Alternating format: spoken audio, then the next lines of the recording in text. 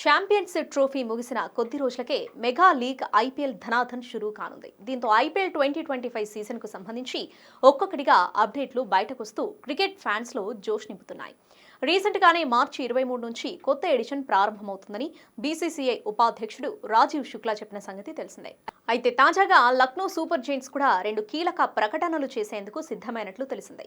సోమవారం జనవరి 20న కొత్త కెప్టెన్ పేరును ప్రకటించడంతో పాటు కొత్త జెర్సీని విడుదల చేసే అవకాశం ఉన్నట్లు సమాచారం అందింది. అయితే ఐపీఎల్ మెగా వేలంలో team India star player Rishabh Pant mega league చరిత్రలోనే అత్యధిక ధరకు అమ్ముడుపైన ఆటగాడిగా నిలిచిన సంగతి తెలిసిందే. లక్నో సూపర్ జెయింట్స్ అతడిని కొనుగోలు చేసింది. దీంతో పంత్కే కెప్టెన్సీ బాధ్యతలు అప్పగిస్తారనే ప్రచారం క్రికెట్ వర్గాల్లో ఉంది. ఇదే సమయంలో పంత్కు పూరన్ గట్టి పోటీనిస్తున్నాడని తెలుస్తోంది. ఎందుకంటే ఇదే వేలానికి ముందు రిటెన్షన్లో 21 కోట్లకు పూరన్ను లక్నో అట్టి పెట్టుకుంది.